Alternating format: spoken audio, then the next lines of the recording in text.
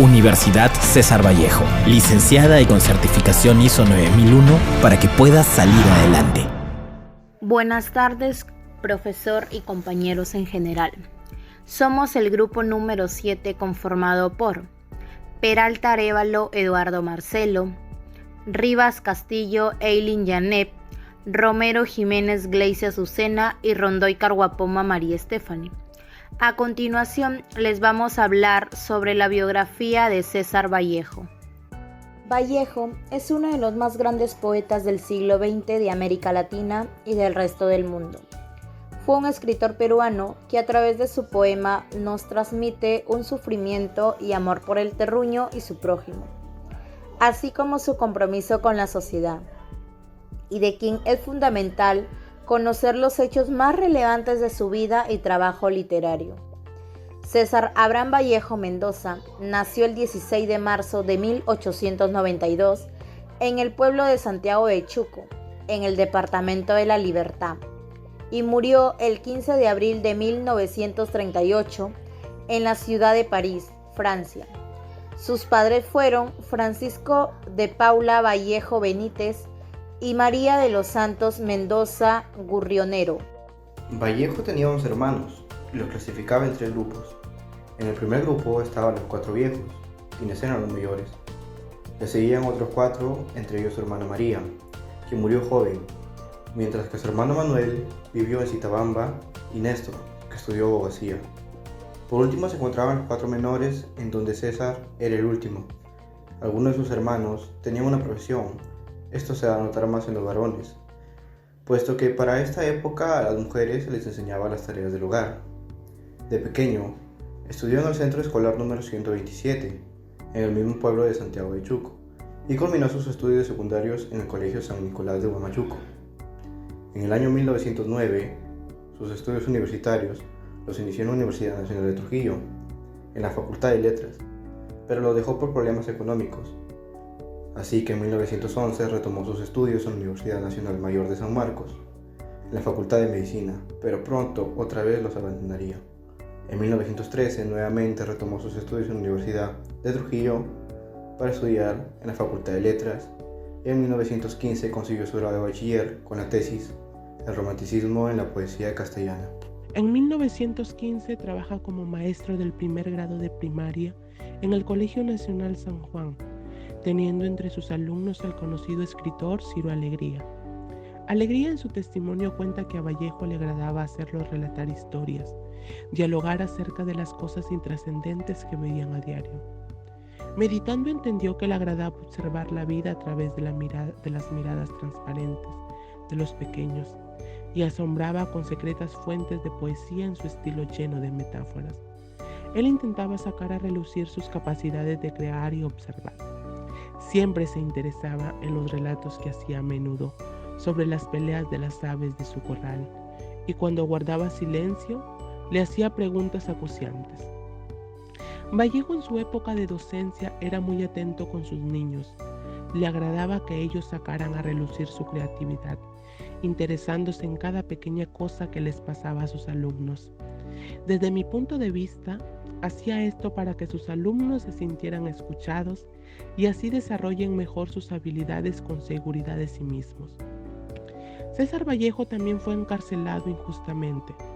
El semario La Voz nos relata que nuestro poeta en el año 1920 se encontraba en Santiago de Chuco, época de fiestas patronales, pero también de conflictos entre los bandos partidistas y civilistas. Sucede que hubo un motín de soldados en estado de embriaguez, en donde estaban al mando de Alfred Dubois. Estos dispararon y mataron a 2 personas. La población, al enterarse de este hecho, incendia la casa del comercio de Carlos y Alfredo Santamaría.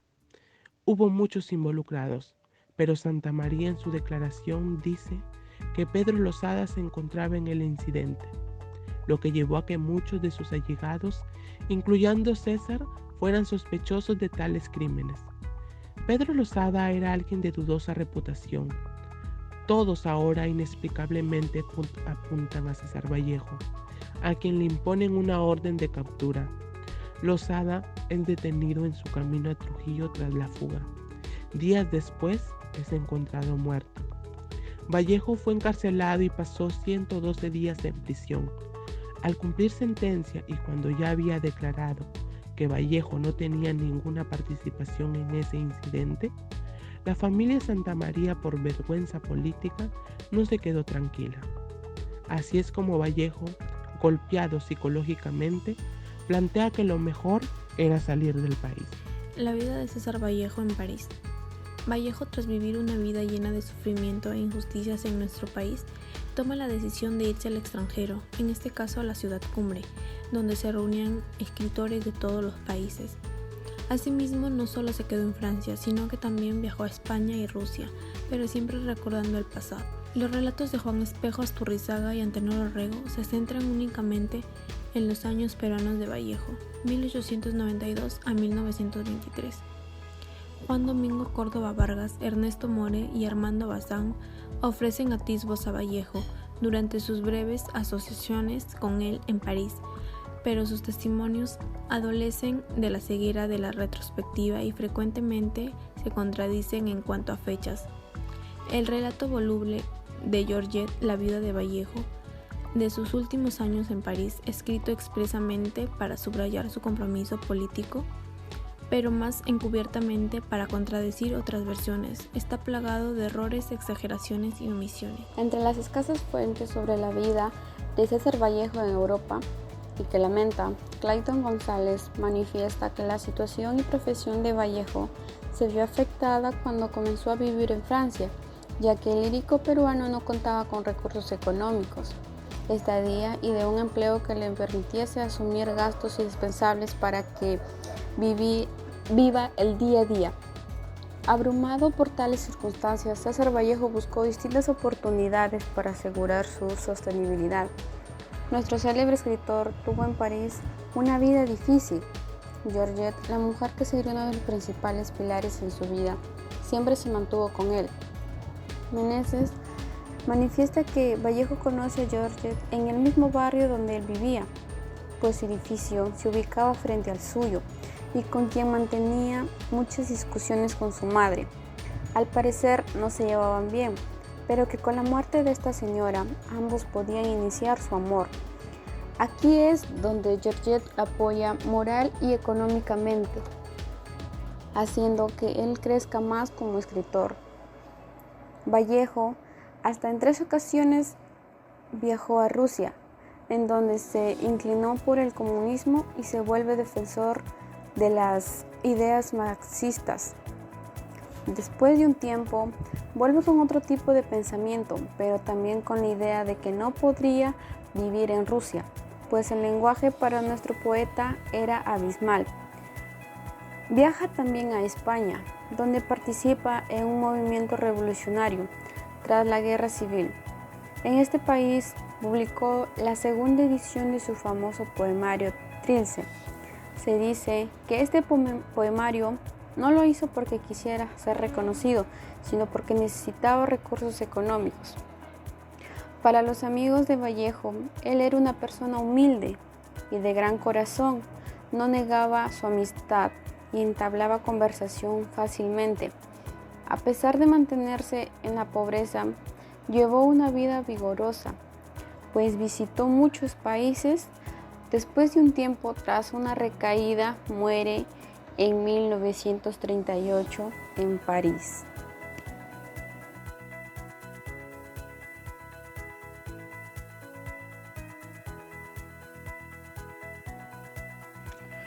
Muy buenas tardes, joven abogado José Carlos Gómez Peralta.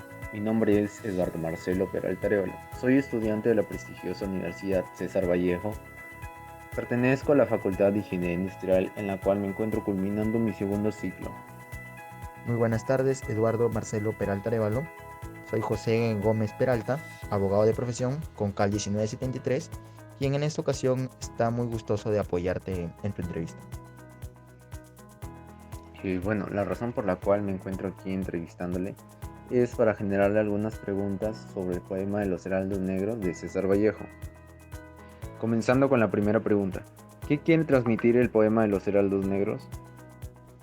Bien, lo que me transmite a mí el poema Los Heraldos Negros de César Vallejo es que a pesar de los golpes que hayan en la vida, a pesar de las circunstancias difíciles que se nos den, de las altas y bajas, uno tiene que ser firme con sus decisiones, con su camino. A pesar de los golpes uno tiene que pararse, superarse y seguir siendo mejor. Segunda pregunta. ¿Qué opina usted acerca del dolor y el sufrimiento? Bien, lo que yo opino sobre el dolor y el sufrimiento es que son dos palabras que están muy enlazadas y asociadas. Para mí existe dolor y sufrimiento físico, psicológico, emocional, ¿no? Por plantear un ejemplo, se puede decir de que quizás yo tengo dolor y sufrimiento porque, supongamos en el ejemplo de que mi hermano sufre una enfermedad incurable, ¿no? Mi hermano demuestra su dolor a través, no sé, de llanto, de dolor en sus huesos, etc.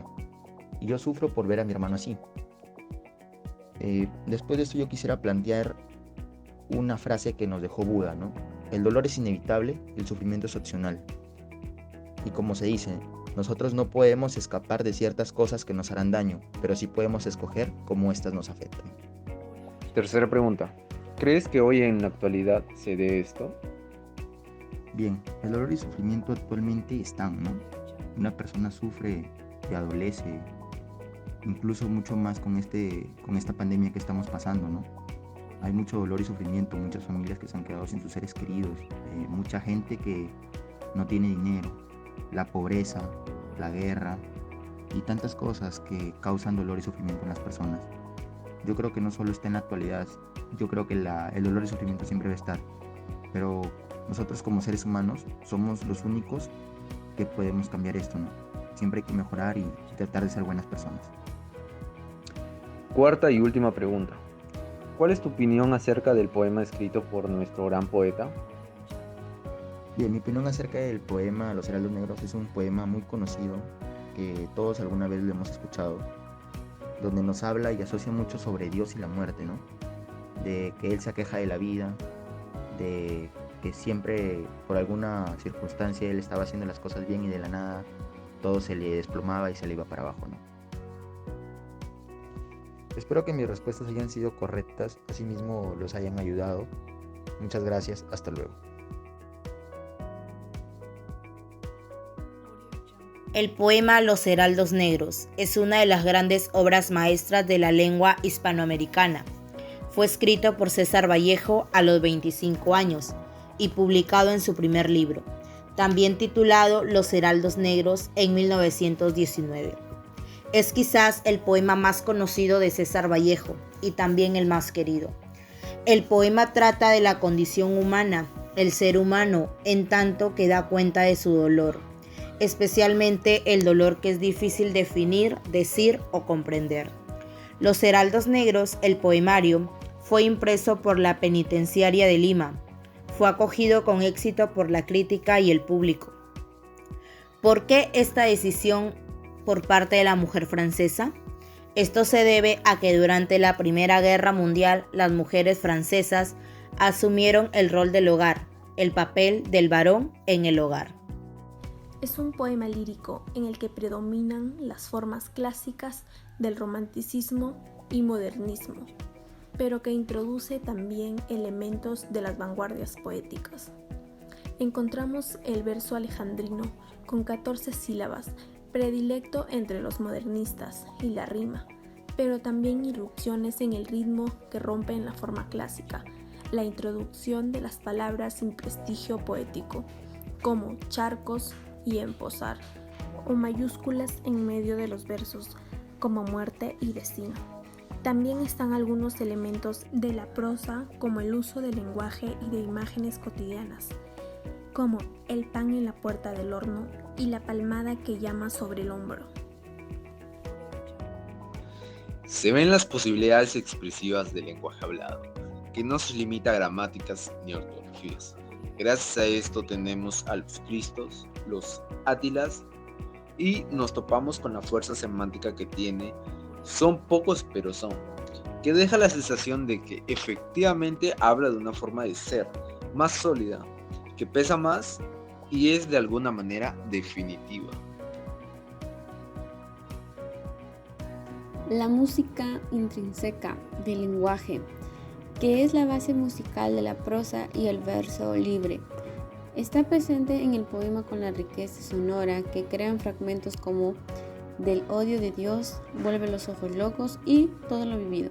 Esos golpes sangrientos son las crepitaciones y también en el golpe del acento de ciertas palabras como bárbaros, que resalta en serán tal vez los potros de bárbaros Atilas.